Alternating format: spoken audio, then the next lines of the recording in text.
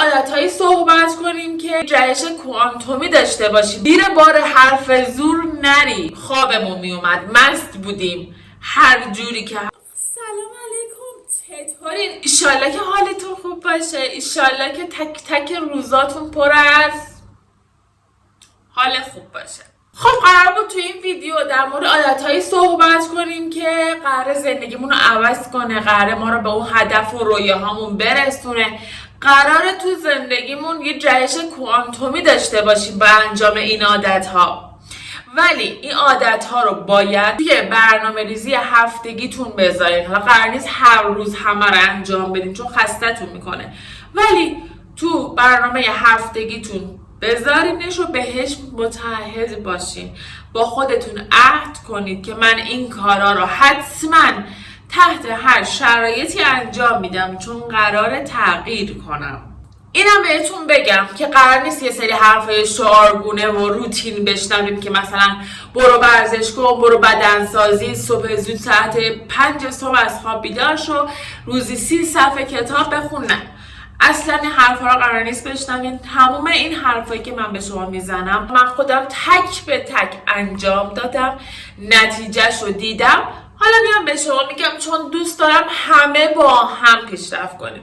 دوست دارم که خوشحالی و حال خوب همه رو ببینم. واقعا از ته دلم میگم وقتی که به این عادت‌ها متعهد باشی همه بهت میگن چقدر عوض شدی. جمله‌ای که من عاشقشم. وای چی کار کردی؟ چقدر عوض شدی؟ از نظر ظاهری نه، و از نظر رفتار و آگاهی و این چیزا. بریم سر اصل مطلب. اولین عادتی که باید تو زندگیتون بیارید و بهش متعهد باشین اینه که صبح زود بیدار شید. نمیگم 5 صبح، نمیگم 6 صبح، ولی تا 8 صبح از خواب بیدار شو. دیدی وقتی 10 صبح بیدار میشی، 11 صبح بیدار میشی، کسلی بیحالی، حوصله هیچ کاری نداری، یا پا تلویزیون میری یا میشینی پا اکسپلور. تا ساعت 8 صبح از خواب بیدار شو. دومین عادت اینه که وقتی که از خواب بیدار میشی یه لیوان آب بخور. من خودم وقتی میخوام آب بخورم یه کوچولو گلاب توش میریزم. نمیدونین اول صبح چه بو امامزاده‌ای بلند میشه. خوشم میاد بوی گلاب و بهم خیلی آرامش میده، حالم خوب میکنه. اون یه لیوانی که میخورین به سیستم گوارشتون کمک میکنه، باعث میشه که زودتر سیستم بدنتون بالا بیاد. حالا چاشنیش هر چیزی که دوست داشتی میتونی بریزی، میتونی هم نریزی، لیمو باشه، عرق بیت مشک باشه، ولی اون یه لیوان آبو بخور. سومین عادت، شکرگزاری داشته باش، قدردان باش، از خدا تشکر کن بابت هر چیزی که بهت داده. از ته دلت تشکر کن، ببین بعدش خدا چقدر بیشتر بهت میده. نه اینکه امروز بریم خدای شکر بابت این گوشی که دارم، منتظر باشی فردا یک مثلا آیفون یا گوشی که خیلی بالاتر بهت بده. نه، بدون چشم داشت قدردانی کن. من خودم قبلا اینو شنیده بودم، انجامش میدم. مثلا امروز می‌نوشتم وای خدای شکر به خاطر گوشی که بهم دادی، دوباره فردا منتظر بودم خدا یه گوشی بهتر بهم بده. تا وقتی که منتظر بودم هیچ اتفاقی نیفتاد. بعد دیگه خسته شدم و شکرگزاری شد روتینم و هی انجامش میدادم، اصلا دیگه یادم نبود به این که قرار خدا بهترش رو بهم بده. شکرگزار بودم بابت گوشی که داشتم. گوشیم اندروید بود، آیفون شد. از ته دلت شکرگزار باش بابت سلامتیت. هر چیزی که داری با جزئیات قدردان باش، خدا بهتر و بیشترش رو بهت میده. من بهت قول میدم. عادت بعدی اینه که مدیتیشن کن.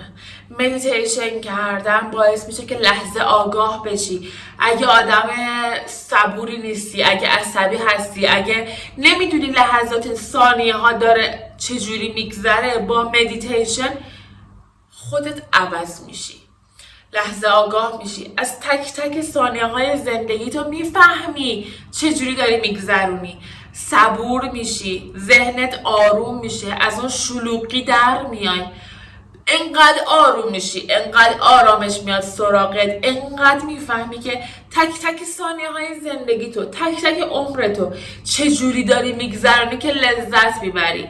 من قبل از که مدیتیشن رو شروع کنم پنیو میبردم پیاده روی، همش منتظر بودم که تموم بشه که برسم خونه کارامو انجام بدم.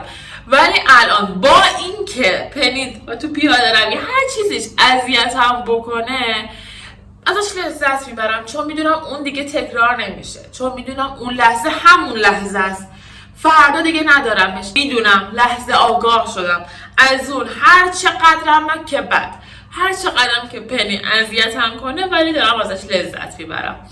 این شعار نیست، این اتفاق واقعا واسه من افتاده. مدیتیشن کن صبح به صبح، خیلی بهتره، چون باهاش روزتو شروع میکنی حالت بهتره، انرژیت بهتر میشه. هر موقع که دوست داری مدیتیشن رو انجام بده، ولی ترجیح من صبح هست، چون من بیشتر صبح انجام بدم و مثلا آخر شبا، ولی صبح خیلی بهتره. عادت بعدی، صبحانه بخورین. صبحانه درست بخورین، نه کیک و شیر کاکائو.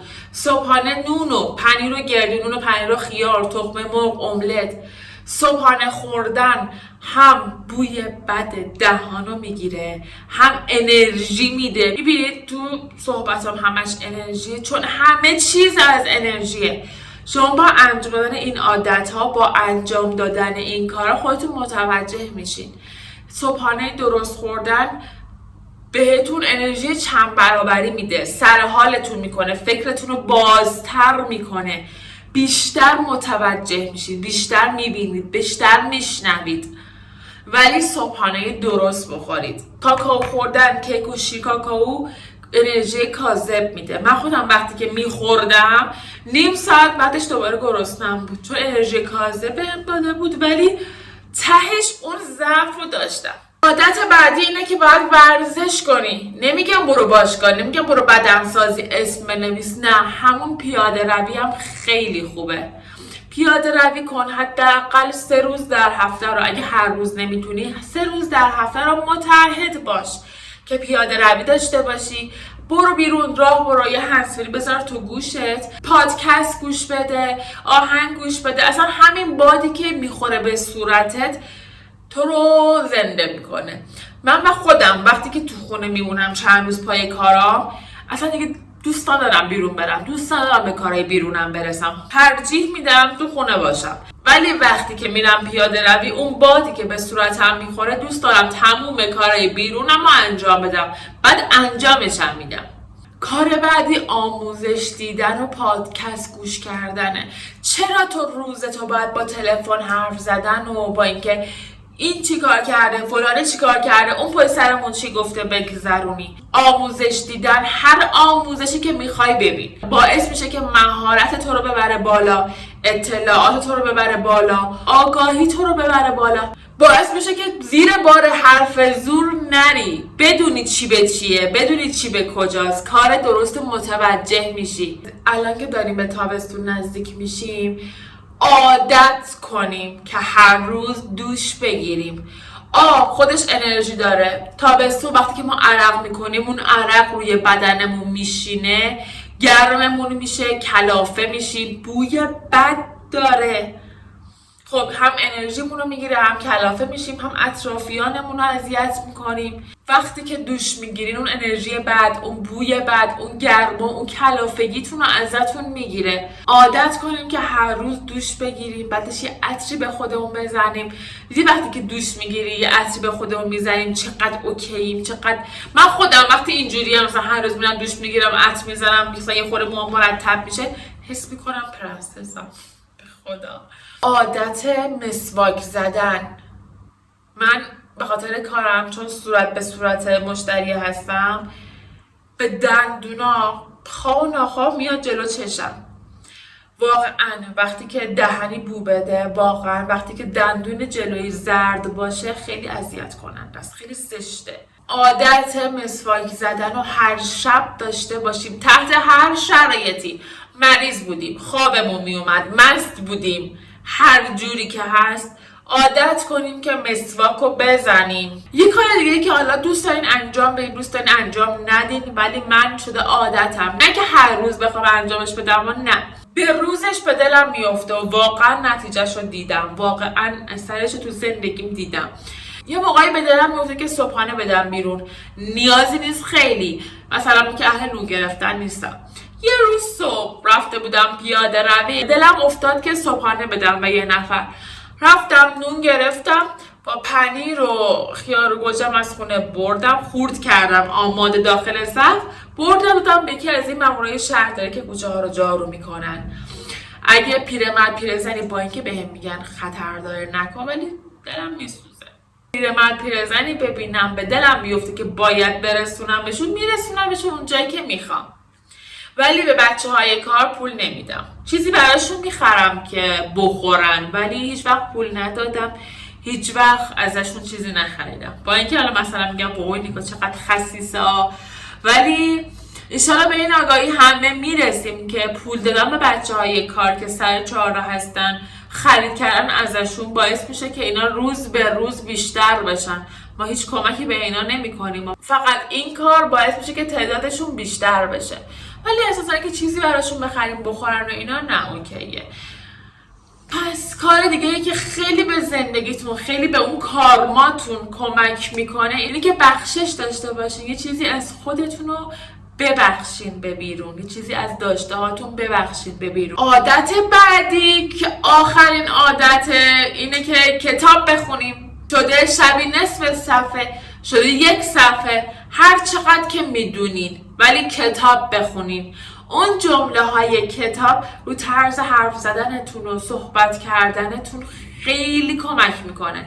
اصلا طرز حرف زدنتون و طرز مذاکره کردن و بحث کردنتون با بقیه فرق میکنه.